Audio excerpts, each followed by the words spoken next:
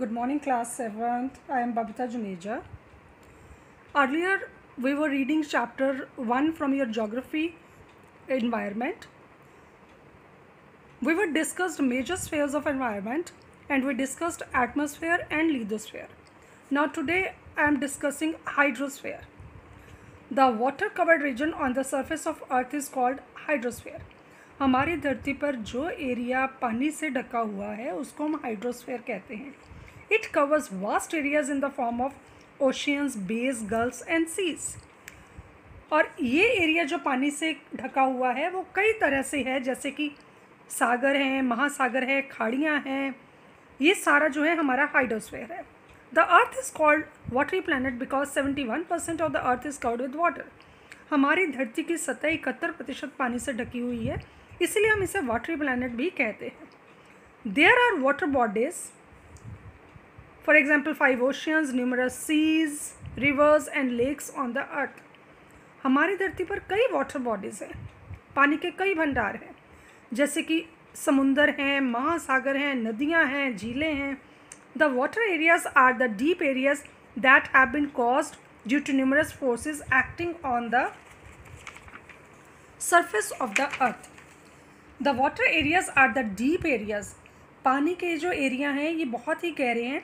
That have been caused, और ये इस तरह किस लिए कैसे गहरे हो गए, इसकी वजह है numerous forces acting on the earth, surface of the earth, क्योंकि धरती की सतह पर बहुत सारी असीमित शक्तियाँ जो हैं उनकी वजह से ये गहरे हो जाते हैं.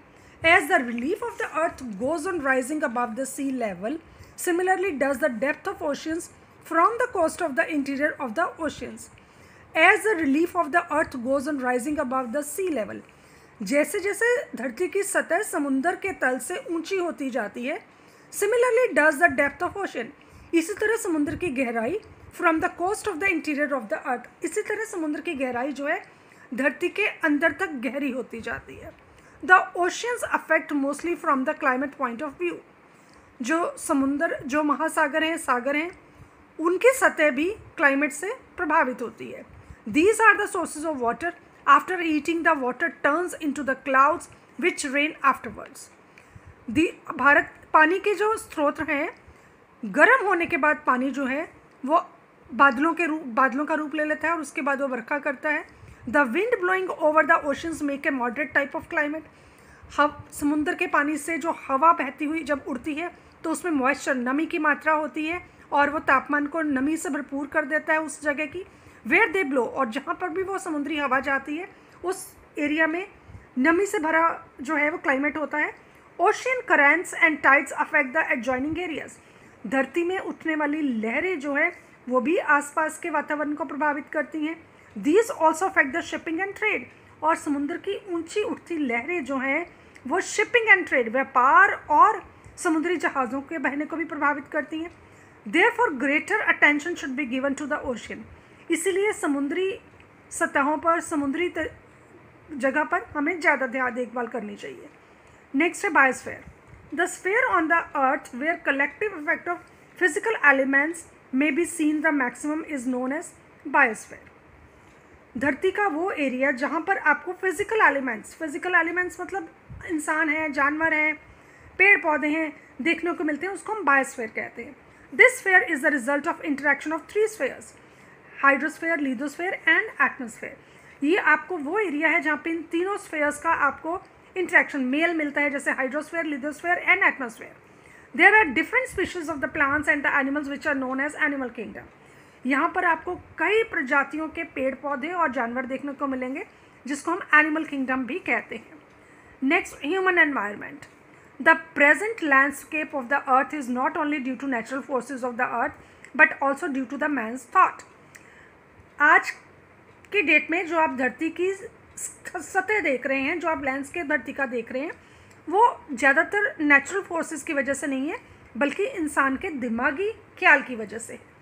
विद द टेक्नोलॉजिकल डेवलपमेंट, जैसे जैसे हमने टेक्नोलॉजिकली डेवलप किया, man has made changes in the physical environment according to his need.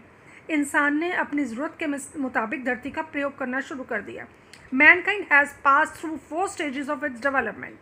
It means that primarily man was involve in hunting practices only. इंसान का दिमाग जो है वो 4 स्टेजेस से निकलकर डेवलपमेंट की ओर बढ़ा है। इसका मतलब है जो बहुत पहले जो आदमी था उसकी सोच सिर्फ हंटिंग, शिकार तक थी। Afterwards it started animal rearing, उसके बाद धीरे धीरे उसने जानवरों को पालना शुरू किया। Then got into agriculture and mining practices, उसके बाद इंसान ने खेती बाड़ी और खानों की खुदाई करनी शुरू की। Nowadays man has involved itself into industry and trade practices, पर आज जो है इंसान वो बहुत बड़ी इंडस्ट्रीज़ में और कई तरह के व्यापार करने में आगे चला गया है। By clearing the dense equatorial type of forest, equatorial type of forest जहाँ पर आपको बहुत घने जंगल मिलते हैं, इंसान ने उनको साफ़ कर दिया है। Man has planted rubber producing trees, और वहाँ पर इंसान ने रबड़ पैदा करने वाले पेड़ लगा दिए with the development of means of transportation, क्योंकि हमें ट्रांसपोर्टेशन में रबड़ की ज़रूरत ज़्यादा पड़ती है। इंसान ने अपनी ज़रूरत के हिसाब से वहाँ पेड़ लगाने शुरू कर दिए। Agricultural products like potato, maize, cotton, sugar cane, tea, coffee are being cultivated and traded even to far off areas. कई ऐसे एग्रीकल्चर प्रोडक्ट्स हैं, potato, maize, cotton, sugar cane, tea और कॉफ़ी, इंसान ने अपनी मर्जी से इनका व्यापार करना शुरू कर दिया दूर दूर के एरिया में। Now the world is known as a global market, और अब इस दुनिया को हम एक ग्लोबल मार्केट, एक दूसरे को चीज़ भेजना और उनसे चीज़ें मंगवाना एक ग्लोबल मार्केट बन गई है। It means if the production of any item is in plenty और one place, the consumer market can be establish at that place easily. इसका मतलब ये है कि अगर किसी भी एक वस्तु की प्रोडक्शन जो है एक जगह पर ज़्यादा हो रही है तो हम वहाँ पे एक कंज्यूमर मार्केट एस्टैब्लिश, मतलब कि जिन लोगों को वो चीज़ की ज़रूरत है वो उस वहाँ पर आकर उसको आसानी से खरीद सकते हैं। Similarly with the import of good seeds and breeds, improvements have been made in quality of various products. इसी तरह से बढ़िया क्वालिटी के बीज और कई उनकी जातियाँ जो हैं हम बाहरले देशों से मंगवा कर अपनी खेती बाड़ी को और अपने प्रोडक्ट्स को इम्प्रूव कर सकते हैं। Man had made tunnels across the mountains, इंसान ने पहाड़ों को काट कर बहुत टनल्स बना ली हैं।